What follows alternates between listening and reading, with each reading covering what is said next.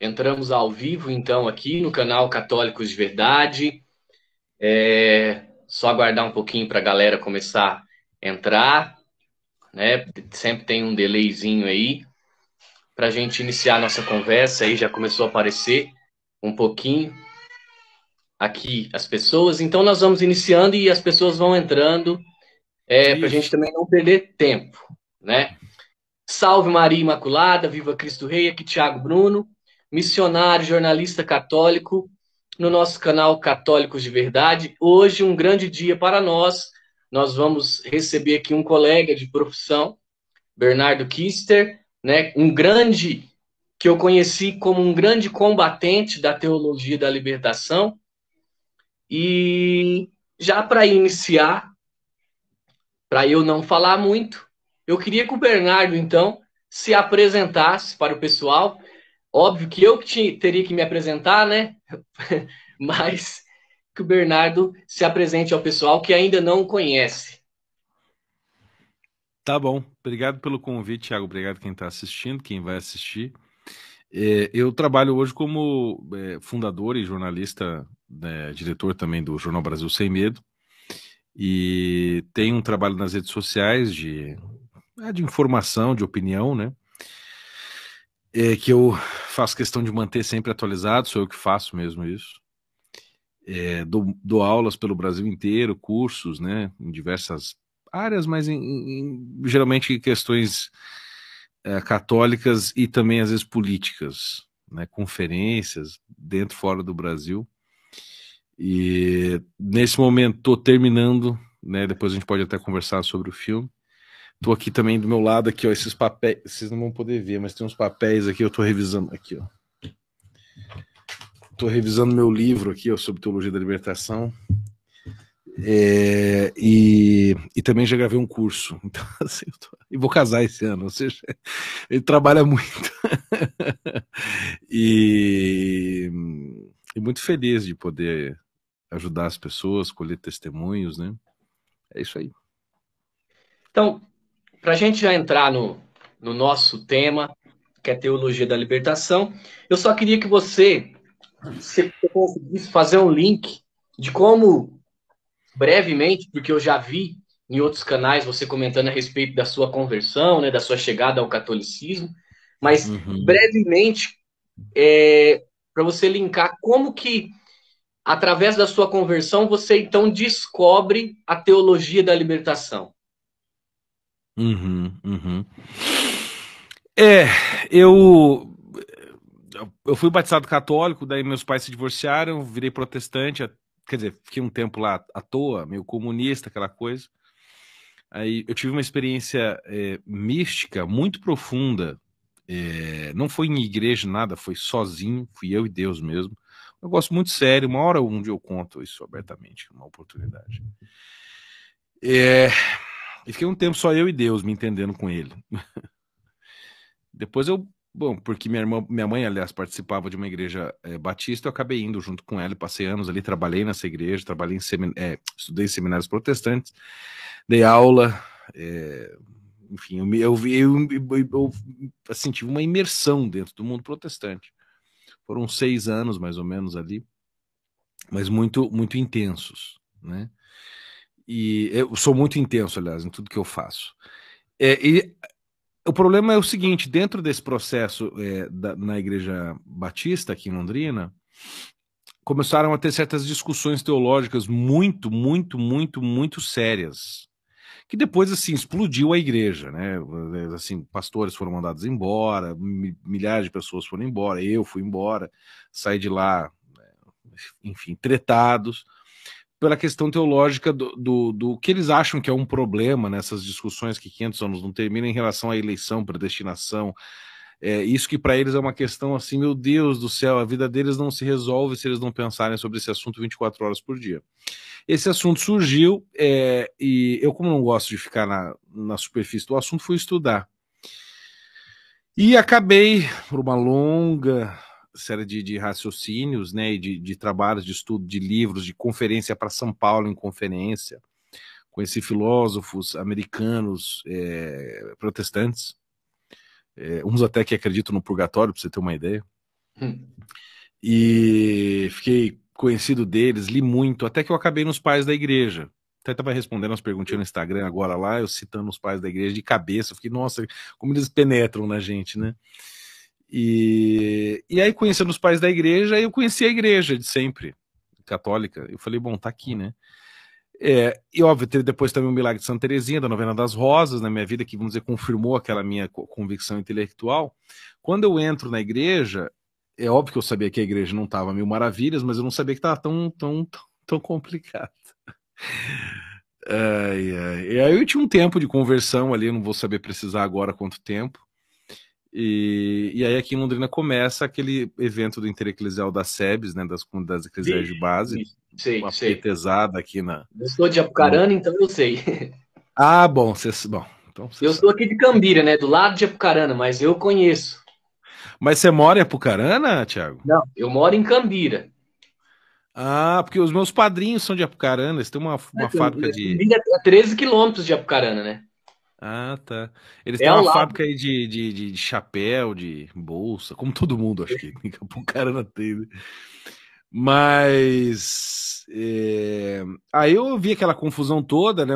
60 bispos com camiseta de Che Guevara, minuto de silêncio pro Lula, vamos reorganizar as bases, Lula livre, eleição sem Lula é fraude, era 2018, né? Janeiro.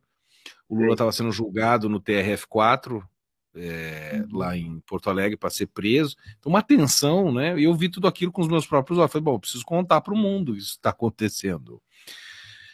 E esse problema caiu no meu colo.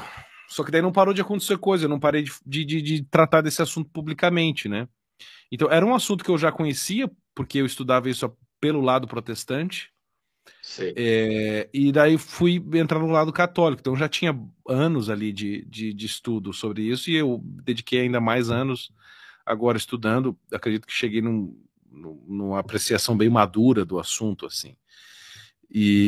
Mas é lamentável, né? Agora, assim, não é esse problema apenas, né? São vários outros, o homossexualismo dentro da igreja, né? A falta de fé, né? A quebra da concepção dos fiéis em relação ao que é a missa, né? A catequese ruim, bispos covardes, né? Padres tiktokers, né? Essas coisas que a gente tem que Ecoteologia. com ideologia, enfim, a gente tem que lidar com essas coisas. Mas, enfim, é isso aí, para isso que nós estamos aqui, né? Para ajudar as pessoas. Tá. Então, bom, mas enfim, vamos entrar então no assuntão, né? Aos seus olhos, na sua visão, Bernardo, o que é teologia da libertação? Olha, Tiago, é muito complicado porque todos os teóricos, os estudiosos que eu vejo tentam definir a teologia da libertação como teologia. É claro que não dá para mudar mais o nome dela. Esse é o nome que ela tem, as pessoas É entendem heresia, né? entendem quando a gente fala, né, teologia da libertação. Mas eu não entendo que ela pode ser definida como uma teologia. Ela tem nome de teologia, mas ela não pode ser definida como teologia. Também não pode ser definida como ideologia. Porque ela não é apenas um discurso, ela não é apenas uma ideia, ela é um movimento político. Né? Mas não é apenas político, ele também é eclesiástico, ele também é social. Né? Principalmente, né? Então eu diria que ela é um movimento.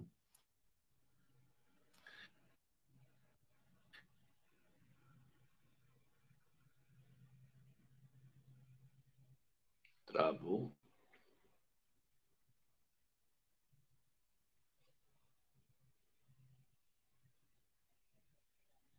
Deu uma travada, vamos ver se vai retornar aqui ou não. É, caiu e voltou para mim aqui. Eu acho que o computador trocou de rede sozinho aqui. Ah, tá. Desculpe aí, pessoal. Agora que eu Não, vi aqui, ele estava trocando de rede sozinho. Mas, ou seja, ela é voltando, né? Ela é um movimento que busca utilizar-se da igreja, ou utilizar a igreja para fins revolucionários. É um movimento que busca, porque ele está o tempo inteiro nessa tentativa, né? Para usar a igreja para fins revolucionários. E revolucionário eu entendo como aquele que deseja criar rupturas, que deseja restabelecer, que deseja estabelecer uma nova situação completamente desconectada da anterior, por isso eu falo de ruptura. Revolucionário é aquele que pensa em concentrar poder, né? É aquele que pensa em abolir aquilo que veio antes. Enfim, por isso que eu falo de ruptura. E é um movimento porque é uma coisa, vamos dizer assim, em constante mutação. Eles não param nessa busca, né, por utilizar a igreja católica, obviamente, né? Então eu defino isso, não é apenas marxista, não é apenas comunista, porque ela pode mudar de cara.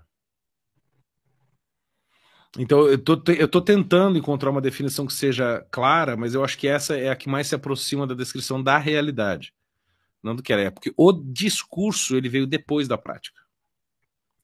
Antes de existir teologia da libertação nos anos 70, oficialmente, nos livros, do lado do padre Gutierrez, padre Asmo, padre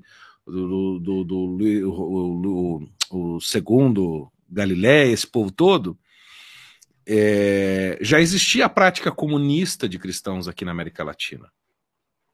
O que os teólogos da libertação fizeram foi se apropriarem daquele discurso, daquela prática e dar a eles uma forma de pensar. Nossa, que chuva. Mas eles não criaram um movimento esquerdista marxista. Entendeu? A teologia da libertação não cria isso. Até porque, se a gente for estudar, por exemplo, Boff, ele foi beber na Alemanha e depois ele veio para cá, né? Ele estudou lá. Isso. Ele estudou na Alemanha, estudou, se não me falha a memória, em Louvain, na Bélgica, não é? Onde ele foi aluno do Gutierrez, né? Então, inclusive, ele foi aluno na Áustria, se não me falha, na Áustria, eu acho. Foi aluno de Karl Rahner, que é um antecessor, vamos dizer, um avô da teologia da libertação. É o cara que, vamos dizer, criou os fundamentos que permitiram o nascimento da teologia da libertação dentro da igreja, né? O Rahner é um dos personagens mais importantes e esquecidos. Inclusive, eu dedico um pedaço considerável do filme, né, pensando que é um filme de 2 horas, para um personagem. Eu dedico, acho que, bastante tempo a ele. Eu vou dedicar-me mais a ele no livro, eu vou ter mais tempo daí para poder tratar das ideias dele, expor com calma. Mas o Rahner foi professor do Boff e foi professor do Gustavo Gutierrez também, né? E o Rahner era aluno do Heidegger, que era aquele existencialista nazista maluco. Enfim, é longa história. Bom, enfim, mas o que eu vejo, assim, falando no contexto aqui, Brasil, eu vejo que há um discurso, vamos dizer assim, que a teologia da libertação está acabando.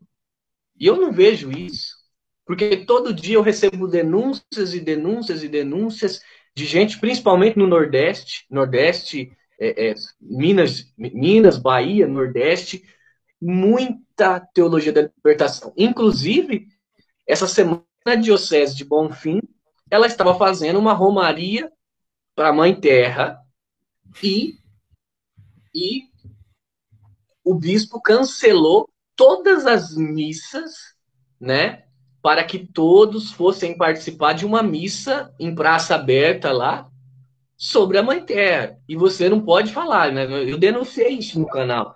Mas, assim, na minha visão, a teologia da libertação, ela pode ter sido muito forte, mas ela não acabou, não. Olha, Tiago, eu acho que ela teve uma falência múltipla dos seus órgãos teológicos. Ela não tem mais o vigor teológico. Ou seja, ela não tem. Você não tem mais teólogos escrevendo sobre teologia da libertação com a pujança que se escrevia. Eles não têm mais novidades a contar. O que eles estão fazendo hoje é apelo assim, a questões identitárias, né, negras, gays, de raça, de índio, e de quilombola, de estrangeiro e tal, mas assim, apenas é um repeteco adaptado do marxismo agora mais moderninho. E o outro lado tá lá no passarinho, na cachoeira, né, na garrafa plástica, no canudo da tartaruga, na Pachamama, no sei lá o que, entendeu? Da Amazônia. Na Amazônia e tal, Mãe Terra, essa bobagem toda. Mas não tem mais teologia. Pô. Se você pega uns livros de teologia como foram feitos, por exemplo, Teologia desde la Praxis de la Liberación, do Padre Hugo Asban, que é brasileiro, mas ele escreve o livro em espanhol. Esse livro nunca foi traduzido em português. Mas esse livro, assim, é só merda, mas é merda bem escrita. Ou seja, é um livro de discussão séria, discutindo pressupostos metodológicos. O cara discute as condições a priori do conhecimento humano, discute gnosiologia, epistemologia, etc. e tal. Ou seja, praxeologia, são coisas sérias. Essas discussões o cara pensou mesmo. E fala mesmo as coisas. Você lê o livro do Padre Gutierrez, mesma coisa. Até os primeiros livros do Boff até dava para você levar meio a sério. Mas hoje não. Hoje o que é hoje? É a turba, é o grupelho que vai por imitação. É uma coisa meio símia, meio macaquesca, entendeu? Um imita o outro por gosto, por sentimento, mas não há uma convicção profunda. Assim, eu já desafiei vários desses metidos a força. Outro dia eu desafiei aquela Mirtitielli lá, que é jornalista que cobre a Igreja Católica lá em Roma. Ela falou, a teologia da libertação nunca foi condenada pela igreja, isso não tem problema, bobagem. Eu falei, então vamos fazer um debate sobre a catolicidade da teologia da libertação. Óbvio que não quer topar fazer. E nenhum desses, padres já chamei para debater, já falei, quem quiser, vamos embora, vamos conversar sobre esse assunto. Mas não querem, por quê? Não tem convicção, eles não leram, não conhecem os livros. Eu conheço, e digo, hoje não há teologia mais da libertação. O que há é apenas um movimento. O marxismo hoje tem muito bom teórico hoje vivo ainda, como David Harvey, como Antônio Negri, como oh meu Deus, o Slavoj Žižek com as suas dificuldades é um intelectual interessante que eu gosto de perceber. Ou seja, há pessoas ainda fazendo um pouco de filosofia marxista decente. Agora, acabou, entendeu? Mas na teologia da libertação não há mais. É só repeteco e imitação. E força de grupo. Pode perceber. É tudo o que eles aprendem em Reels, em TikTok, em caderneta ou no seminário, mas não resiste a 5 minutos de análise. Infelizmente. Sim, é isso. Mas também, em compensação, nós temos outras que, infelizmente, estão ainda formando. Pode ser que não tenha um teólogo escrevendo uma teologia, como você acabou de dizer. Não, mas desculpa, eu acho que eu não consegui me expressar bem, Thiago. Eu não estou dizendo que as pessoas não, que a ideia não passa adiante, que a pessoa não tem alguma convicção ou outra, mas é tudo muito frágil. Mesmo um professor que ensina TL nos seminários, ele não sabe direito o que ele está ensinando. Se eu perguntar para ele quais são os pressupostos, ele não vai saber me dizer, entendeu? Ele não vai saber dizer onde é que ela está fundamentada, que é ali que eu vou atacar. Hoje em dia, talvez quem saiba disso, se não se esqueceu, assim, é um Boff, esses caras das antigas, é um Padre Beoso, entendeu? Esses caras não, eles vão repetir essa bobagenzinha. Eles não têm um conteúdo, então. Eles não têm convicção interior, não têm formação, não têm arquitetura intelectual do negócio. Entende? Entendi. É isso que eu quis dizer. Entrando, continuando nesse assunto, mas não saindo dele, né? Pra eu não perder, deixa eu pegar meu papel aqui. Bom, analisando, né? Por exemplo, vou citar Bento XVI. Bento XVI, ele se refere à teologia da libertação como a pior heresia dentro da igreja, porque ela deturpa o evangelho. Os milagres não são milagres, né? A multiplicação do pães, ela vira uma partilha, o coxo que andou vira uma inclusão social e várias coisas desse tipo. Por que a teologia da libertação é tão ruim? Nossa. Olha, porque eu vou dizer assim, se tivesse que dar uma resposta lacônica, em última análise, porque ela coloca em risco a salvação das almas. Só por isso. Assim, o movimento central é isso. Agora, por que ela chega nesse ponto? Aí a discussão é longa, mas por que ela é ruim? Bom, porque primeiro ela nega o sacrifício de Cristo na cruz. E para mim isso já basta para queimar esses caras na fogueira. Né? Metaforicamente, por favor, né? Antes que... Né? Mas por quê? Porque você coloca na fé cristã, na fé católica, uma roupagem cristã, mas o seu conteúdo não é cristão. Você está enganando as pessoas. Nosso Senhor Jesus Cristo diz: quem enganar um dos meus pequeninos, é melhor que ele amarrasse uma âncora nos seus pés e pulasse no mar e morresse, ou que não tivesse existido, porque o seu castigo vai ser muito ruim. Que é o que esses caras fazem. Eles enganam as velhinhas de paróquia, as crianças. Você não viu aquela advogada falando, aquela Laura Astrolábio, o nome dela? Não, nós vamos entrar nas igrejas, nós vamos infiltrar as igrejas lá na escola dominical, a catequese, como a gente chama na igreja católica, para as crianças.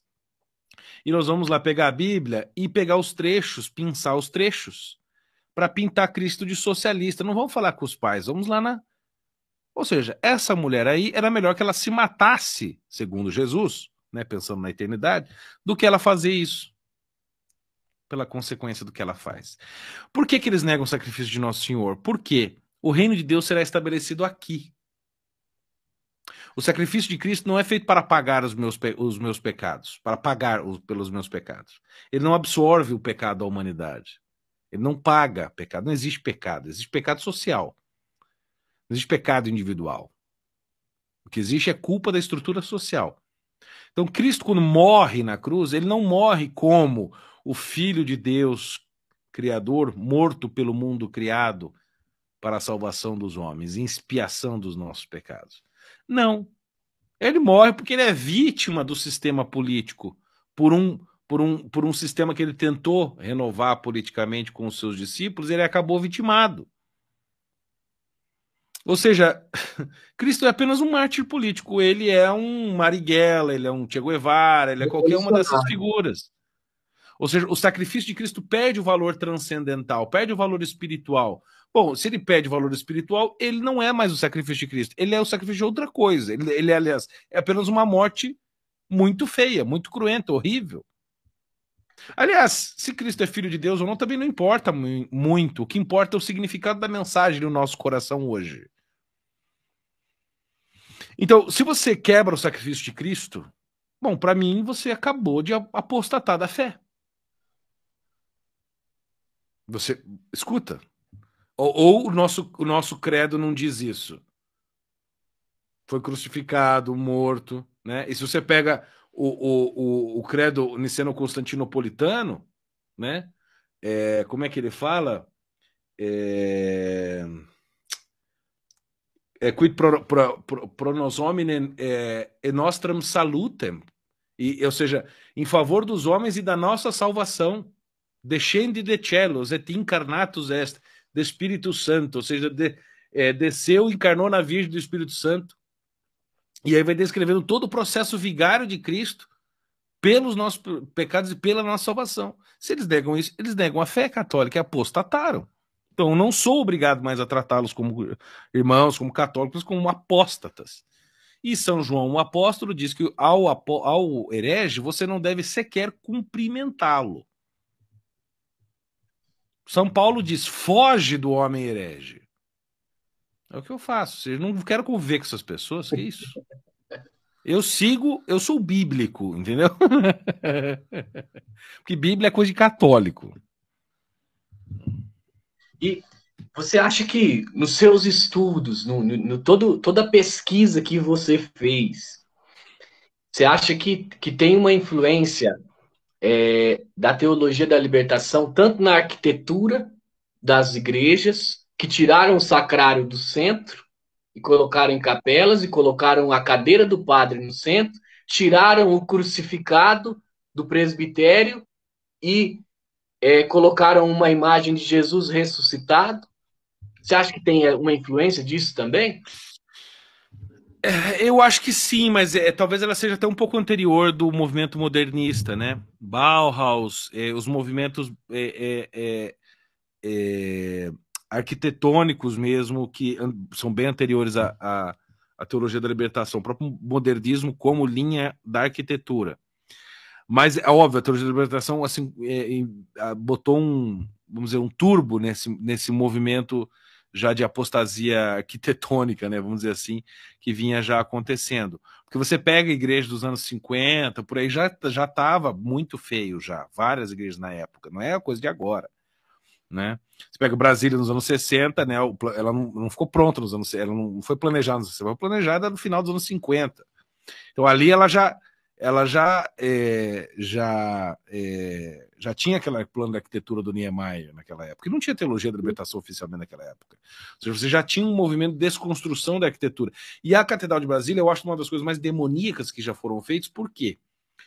Porque, além dela não ter essa diferença entre o presbitério e a assembleia, ou seja, onde fica o padre e onde fica o povo, ou seja, não é pelo padre em si, mas pelo que o padre realiza na pessoa de Jesus, ou seja, o sacrifício, deveria estar num lugar elevado, primeiro você ver, depois para distinguir aquele sacrifício como uma coisa muito mais alta do que nós, porque dá um senso de reverência, etc., para apontar para o céu, tarará. Não tem, bom, ela não tem uma estrutura, primeiro, sólida, que é um dos 3 quesitos da arquitetura católica tradicional dos 2000 anos, uma estrutura sólida. O que eu quero dizer? Uma estrutura que, quando você olha para ela, imediatamente você tem a impressão que aquilo vai durar 1000 anos, 5000 anos. Ela é uma estrutura que te remete à eternidade, à durabilidade, à tradição, à fixidez, à segurança, ao apoio. Toda a estrutura católica tem que ser assim.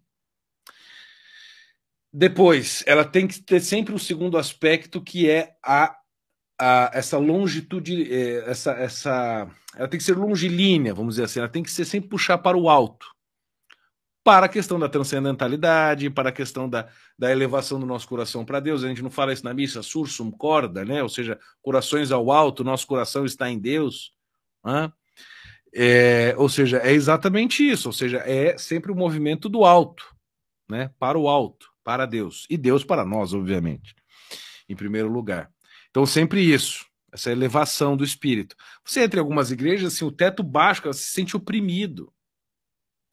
Eu gosto quando você entra naquelas catedrais medievais, ou aqui barrocas, no Brasil tem várias, Mosteiro de São Bento, ali em São Paulo, Rio de Janeiro, você entra, você faz assim, aquele desbunde, aquela maravilha, na hora você tem vontade de ficar admirando.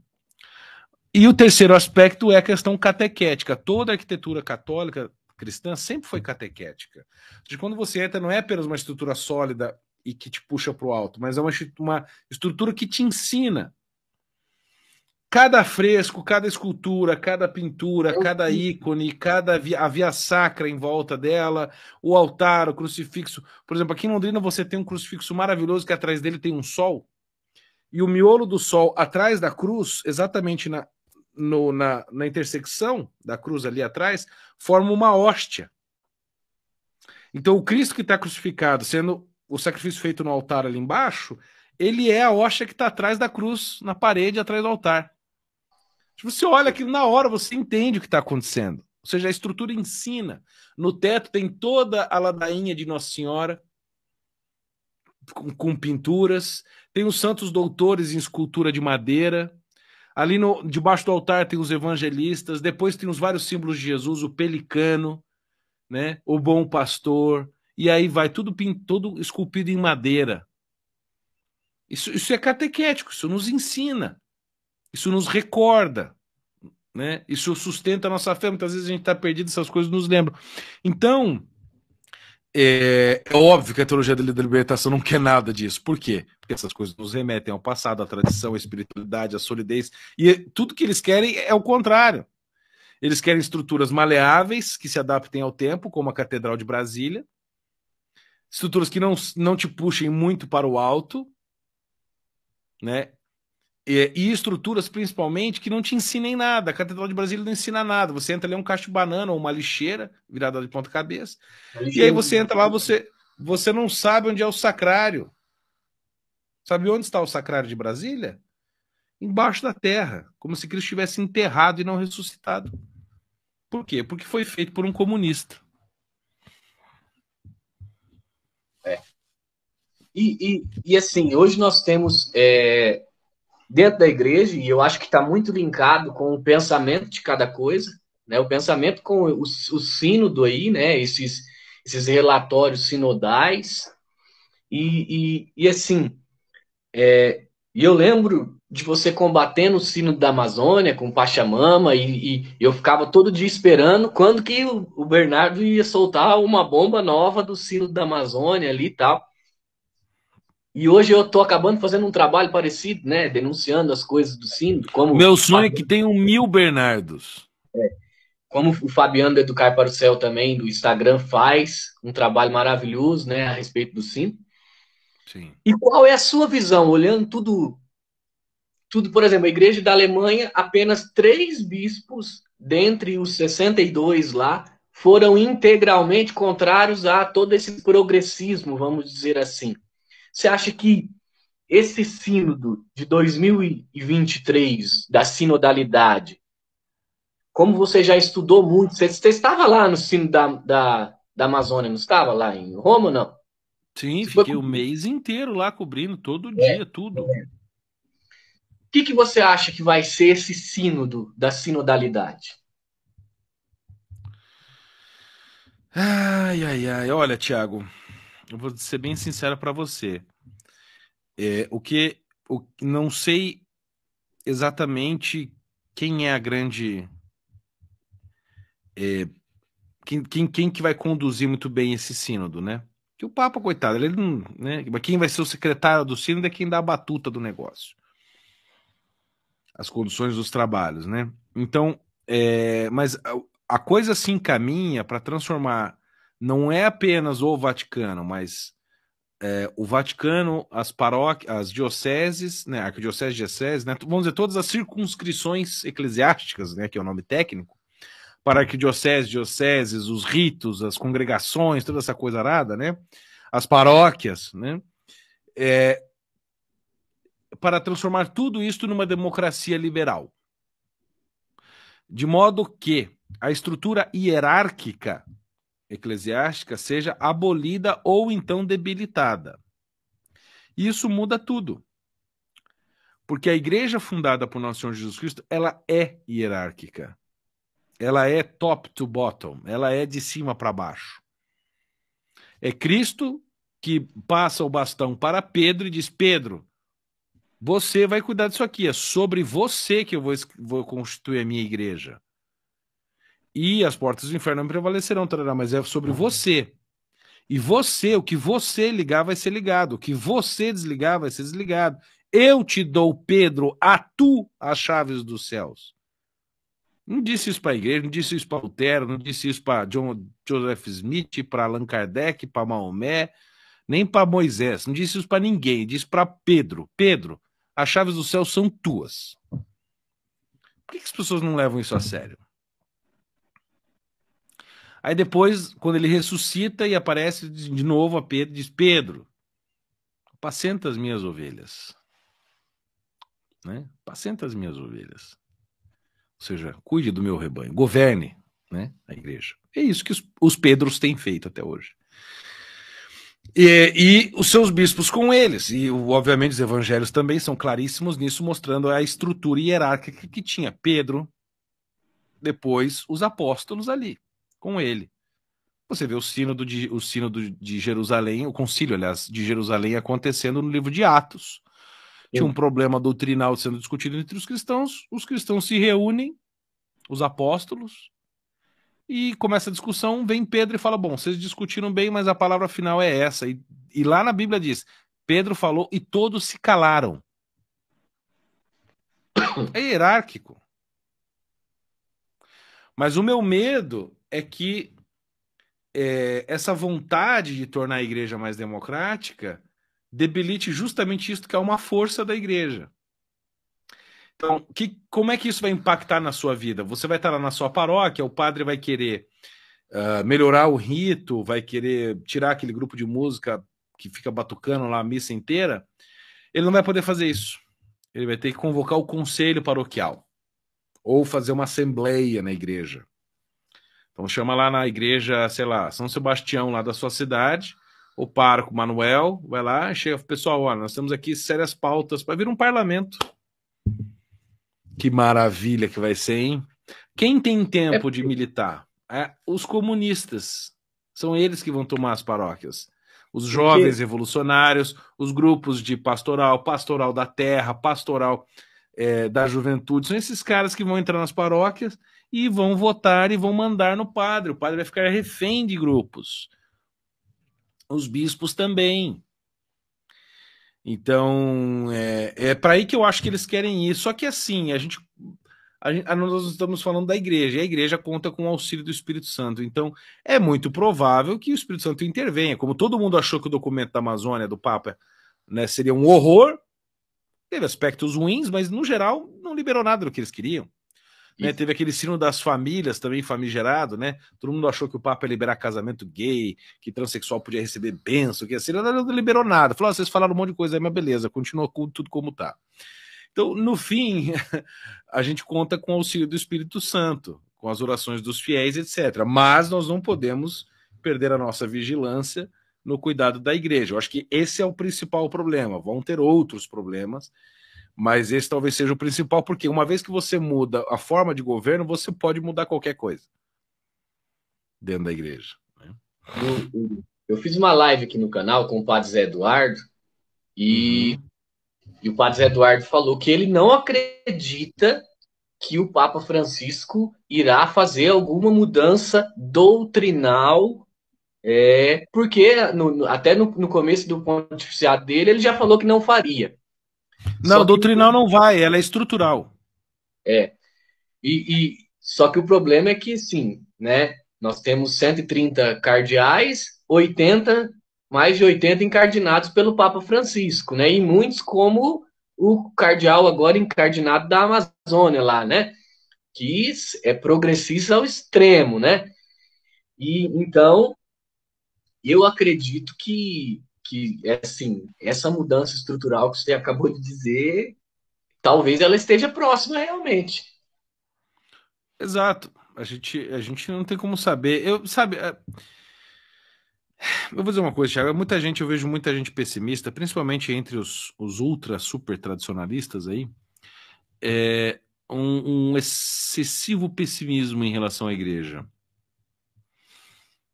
Eu não sou quase nada pessimista, talvez pela minha personalidade muito sanguínea, eu seja sempre muito otimista, mas eu não consigo ter todo esse pessimismo em relação à igreja, porque eu me converti a ela justamente num dos momentos que as pessoas dizem que tá super horrível, foi o tempo que eu me converti. E eu tô amando isso, não podia ter sido nada melhor na minha vida. Por duas razões. A primeira, eu acho que é sempre a melhor opção. Seja o seu papa, seja o nosso papa, seja o seu bispo, seja o seu pároco. Isso eu aprendi com o meu amigo Paulo. Por que é sempre a melhor opção? Porque se é um prelado ruim, ele vai testar a nossa fé. Se é um prelado bom, ele vai confirmar e nos fazer mais fortes. Ele vai nos fortalecer, vai nos consolar. É sempre a melhor opção. Então, tenhamos paciência. E dois, o nervosismo que muitas pessoas têm em relação à igreja, acabou tudo, né? É por uma profunda falta de consciência histórica da igreja. Quantos perrengues a igreja não passou e não sobreviveu? Alguns piores do que hoje. Teve épocas que eram 3 papas, um em cada lugar, e ninguém sabia quem que era. Precisou chegar lá um São Bernardo de Claraval e resolver o problema. Então, mas hoje nós não temos um São Bernardo, né?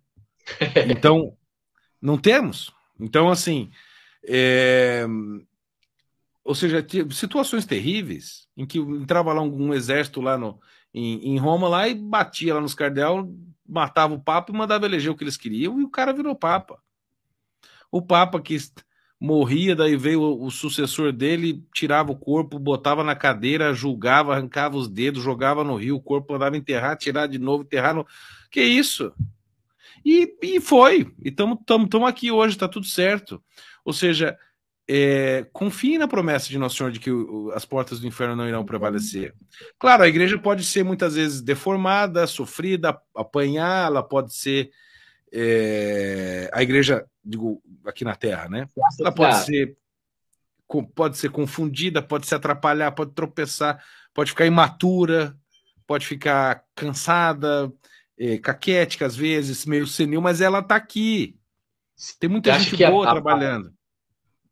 a profecia de Bento XVI, que a igreja, todo mundo acharia que a igreja iria acabar, mas quando pensassem que seria o fim da igreja, vai surgir o pequeno rebanho fiel e a igreja ressurge. Sabe por que o Bento falou assim? Porque sempre foi assim na história, Tiago. Sempre foi um pequeno rebanho. E isso não é bem uma profecia dele, isso já era uma profecia do Paulo VI. Paulo VI, em 77, falou isso para Jean Guiton, um amigo dele. Ele disse que tinha um pensamento não católico prevalecendo no mundo católico. Isso Paulo VI. E dizia, eu tenho medo que um dia esse pensamento de tipo não católico torne-se o principal no meio católico. Mas isso jamais representará o pensamento da igreja, disse Paulo VI. E ele diz, é preciso que subsista uma pequena grei, ou seja, um pequeno amontoado de ovelhas que resista a isso e que, acima de tudo, tenha coerência. Era isso que ele disse. Um ano antes de morrer. Não, aliás, meses antes de morrer ele falou isso. Hoje santo, São Paulo VI. Então, a consciência que Paulo VI tinha era muito grande desse problema já dentro do catolicismo, do pensamento não católico que estava crescendo. É ele que fala da fumaça de Satanás, é ele que fala tantas outras, dos inimigos dentro da igreja. Aí ele fala a igreja é ferida por aqueles que fazem parte dela, não por os de fora. Ele tem frases e análises profundas da situação eclesiástica. Isso nos anos 70. Estamos falando 40 anos atrás. Aliás, 50 já. Então, tenhamos calma. Isso não significa que nós vamos parar de lutar, nem nada. Nós vamos rezar muito, militar muito, no bom sentido. Nós vamos ensinar, nós vamos estudar, nós vamos continuar fazendo um bom trabalho. Mas a igreja não está entregue e perdida. Não enquanto nós estivermos aqui, não enquanto Deus estiver nos consolando, não enquanto a Virgem Maria estiver olhando sobre nós com o seu manto poderoso, não enquanto os santos anjos, São Miguel, quanto os sacramentos, os nossos amigos padres, os nossos bons bispos, os cardeais, os religiosos rezando, as carmelitas, os franciscanos, os jesuítas, ou seja, tem muita coisa boa.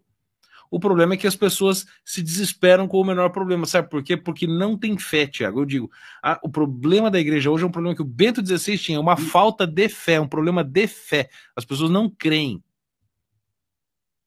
Não creem. Só que se a gente começa a estudar um pouquinho, a gente vai ver que da mesma forma que as coisas ruins aparecem, as boas aparecem. Essa semana eu tive a grata surpresa de conhecer mais profundo Dom José da Silva Chaves, que foi um grandíssimo bispo lá em Uruaçu, e a gente às vezes não sabe, mas Dom José ele forma Dom Adardo José Guimarães, que é um grandiosíssimo bispo hoje, e tem mais dois bispos que são que foram eleitos bispos, né, colocados bispos, que também são formados por Dom José da Silva Chaves. Então, da mesma forma que tem bispos que tem de outra, vamos dizer, vertente, assim, sendo formados, tem ótimos bispos também sendo formados por bons bispos. Contra a teologia da libertação, Dom José da Silva Chaves me confidenciaram que teve uma vez que tinha um padre na diocese dele que queria ir para outra diocese de Goiás Velho ali, que era muito da teologia da libertação, e ele deu um murro na mesa e falou que ali na diocese dele não entraria isso, entendeu? Então, os padres que foram formados ali são todos padres que, vamos dizer assim, foram preservados da teologia da libertação. Sim. Então, tem que ter paciência. Tem muita gente, tem muito clero bom vindo aí, meu caro. Muitos jovens bons, maravilhosos, em seminários, que ficam assistindo o Padre Paulo, não sei o quê, entendeu? Então, assim, tenhamos calma, tenhamos paciência. Esse pessoal da teologia da libertação, eles criam, eles têm dificuldade de criar discípulos, né? Eles parasitam muito os seminários, as escolas, mas eles têm dificuldade de criar. Eles são parasitários apenas. Mas com essa nova formação, esses grupos, a internet, etc., esse serviço que você tem feito, tantos outros têm feito devagarzinho, está criando um movimento de renovação muito forte. Eu tenho muita esperança que o Brasil vai ser um celeiro cristão para o mundo. Está surgindo uma avalanche de leigos que estão estudando e estão evangelizando. O Centro Dom Bosco mesmo tem feito um trabalho grandioso, né? E igual a mim, você já começou muito antes, mas muitos. Hoje você está até mais na política do que tanto na ensina, né, nas denúncias, como você fazia antes. Você disse mesmo que quase não tem tempo mais, né? Mas hoje Sim. está tendo uma grande avalanche de leigos também defendendo a santa doutrina, né? Sim, cara, tem muito grupo católico, muita gente ensinando, etc. Ou seja, é muita preocupação em comprar livro, tá cheio de editora publicando, gente vendendo ícone, vendendo vela de cera de abelha, vendendo terço, roupa. Tá ressurgindo, principalmente pela juventude, um amor pela igreja, um amor pela fé. Eu não consigo ver como isso não é bom, como isso não representa um futuro auspicioso. Mas a gente precisa ter paciência e insistir na mesma coisa. Então, é o que eu digo, se a gente quiser resolver o problema da teologia da libertação e outros, esse é o caminho. Só que ele leva tempo. Os caras, meu querido, chegaram aqui no Brasil, os comunistas, no começo do século XX. Eles foram parasitar a igreja nos anos 80, foram praticamente aí 70 anos de espera. E vocês esperam o quê? Resolver tudo com um vídeo no YouTube? Ou com não sei o quê? Não, meu filho, são 50 mil vídeos no YouTube, são 50 mil palestras, 30 mil livros. Dá trabalho. Dá trabalho. Deu uma travada na imagem, não sei se Não travou. vai parar. Quem não vai parar é sempre essa pequena greia, é sempre o pequeno remanescente. Porque é difícil insistir. É difícil insistir. Você ficar batendo e não ver nada acontecer. Entendeu? Vamos ver se voltou.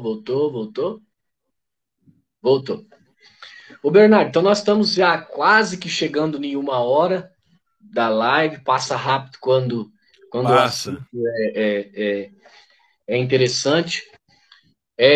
Para não me esquecer, eu quero agradecer você já, né, pela disponibilidade. O Luiz, que é o seu assessor, que foi muito educado comigo, né? Ele até vocês queriam desmarcar a live. Eu falei, meu Deus, mas eu não fiz live na sexta, porque eu ia fazer na segunda com o Bernardo. E daí ele conseguiu remanejar lá e deu certo. Eu quero Foi. agradecer, né? Eu nunca tinha atuado como jornalista e eu senti esse chamado de fazer esse trabalho de evangelização utilizando a internet. Aí o YouTube, graças a Deus, tem dado certo. Depois, o que eu tenho dito ultimamente para as pessoas, se você está numa paróquia ou numa diocese ruim, com muitos problemas, até o grupo da música é ruim, a pastoral da acolhida é chata, o pessoal da música é muito animado, toca muita bateria, eu não consigo meditar na missa, meu padre é meio comunista, meu padre é meio gay, ou ele é meio, sei lá, perdido da vida, a paróquia foi sequestrada pelos meninos da Eucaristia. Cara, tem todo tipo de problema, bicho. O padre tá roubando dinheiro. Não saia da sua paróquia, é isso que eu vou tentar te dizer, para você entender. Não saia. Eu tenho estimulado isso. Não saia das paróquias. Por quê? Nosso Senhor mandou você ser luz e sal do mundo. E aí, porque a situação tá difícil, e tá difícil em todo lugar, não pense que não há abusos sexuais dentro de grupos tradicionalistas, ou de que há maluquice política em grupos tradicionalistas. Há muito. E eu sei disso. Há problemas em todos os lugares, meus caros. Ou seja, é o que eu digo, se você encontra uma paróquia perfeita, não entre porque você vai estragá-la. Então fique onde você está e seja luz, porque você sai e vai, vou buscar um lugar onde eu me sinta melhor. Aí faz o que os americanos chamam de parish shop, a compra de paróquia. Você vai, acho que nessa aqui agora, nessa aqui. Não, meu filho, fica onde você tem que ficar e seja luz. Vá devagarzinho, vire catequista, fique amigo do padre. Faça parte do conselho administrativo, fique amigo da secretária. Vai exercendo funções ali dentro, vai participando cada vez mais da sua vida paroquial e vai tentando transformá-la. Porque daí você que tem a boa consciência, você que está capacitado a ajudar as pessoas, abandona e deixa as pessoas lá para você se sentir bem. Olha que atitude cristã. Ou seja, não saia da sua paróquia, fique onde você tiver que ficar. É difícil. Aí que as pessoas, eu não consigo. Falo, então você vai fazer o seguinte: você vai pelo menos uma vez por semana nessa sua paróquia e vai participar dela, da missa dominical. Uma vez no outro dia na semana, você vai lá na missa que você fala que é boa, que tem um padre bom. Mas não deixe, não abandone a sua paróquia. Não deixe de ser paroquiano ali. Porque é importante, gente, a gente não abandonar. Porque senão os maus vão prosperando. Os comunistas, os revolucionários, a máfia homossexual, etc., dentro da igreja, eles não desistem, eles ficam lá até pegar o negócio para eles. Nós desistimos com uma facilidade e entregamos tudo. Aí as crianças são enganadas, as velhinhas são tapeadas, o padre é sequestrado. É complicado. E duro que tudo que você falou foi uma carapuça para mim, porque eu mudei de paróquia. Eu não sabia, viu? Eu deixei Deus me 20 anos. perdoe. Eu não sabia. Eu deixei 20 anos. Mas Não, Thiago. Bernardo, é assim, não. Mas é assim, no meu caso, não é nem por caso. No meu caso, eu sentei com o padre, com, com a introdução geral do Missal Romano na mão, e o padre falou para mim que queria uma igreja sinodal, que não mudaria nada do que eu mostrei para ele que estava errado. Então, mas aí que tá. Não existe isso na igreja sinodal. Você não... Então, então, eu deixei 20 anos. Eu sou músico, eu canto na missa, tudo. Eu deixei 20 anos e agora eu tô no Pirapó, 8 quilômetros daqui, com o Padre Fernando, que é uma benção, né? Uma missa. Mas é assim, eu não deixei minha paróquia. Pelo menos por um tempo eu tô lá, né? Pode ser que daqui a um Você tempo eu tá volte. tirando umas férias. Estou tirando pelo menos umas férias, missa piedosa, com incenso, né? Toda bem celebrada. Eu precisava, porque chegou numa hora que eu olhava na missa e falava assim: quando será que o padre vai fazer uma conduta, né? Antilitúrgica agora na missa. Então, eu peguei e por enquanto eu tô lá, mas já conversei com amigos seminaristas, até com o Dom Carlos, o bispo aqui, e pode ser que eu retorne em breve, mas por enquanto eu tô lá. Mas que a carapuça serviu para mim, serviu. Não, então, mas beleza. Fica esse tempo, agora dá uma respirada, mas não saia. Volte lá, fique lá, insista. É Tá. difícil, mas você tem que ficar, cara. E aí, esse sofrimento que você tiver que passar lá dentro, ouvir aquele abuso litúrgico, aquela homilia mal feita, aquela sacanagem, aquela loucura toda, entregue isso como sacrifício, como mortificação pela conversão do padre. É duro, cara, é duro. Eu sei como é que é. Eu já frequentei, olha, eu já frequentei paróquias no Brasil inteiro. O que eu já vi dava para escrever um livro só de loucura. Só de loucura. Vocês não sabem, meu Deus, o que eu já vi, gente. Entendeu? Mas então, Mas é é, isso.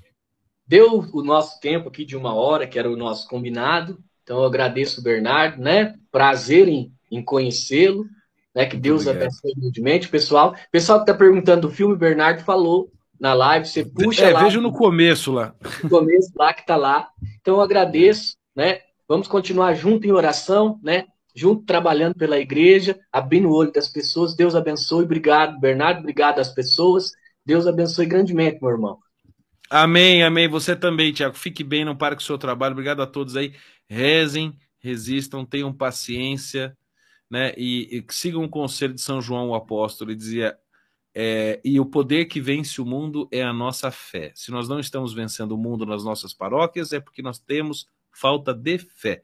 E fé é um dom de Deus. Então, vocês peçam a Deus fé, façam atos de fé, atos de caridade, atos de esperança, comunguem, rezem, peçam a ajuda dos santos. Eu garanto, Deus vai ajudar vocês, vai dar força para vocês não perderem o ânimo nem ficarem descrentes da igreja, porque acontece que às vezes as pessoas ficam tão descrentes, é só problema na igreja, que alguns acabam apostatando, como Teve aquele rapaz famoso lá do One Peter Five, do site tradicionalista, abandonou a fé, virou agnóstico. Então não percam a fé. A igreja é linda, Nosso Senhor é maravilhoso e está vindo uma geração linda que está trazendo um renovo para a igreja. A gente vai ter que aguentar uns 20 anos aí de turbulência, mas o futuro nos promete. Amém. Tá bom? Então, um abraço a todos. Salve Maria Imaculada. Salve Maria Imaculada. Cristo Rei. Viva, sempre viva.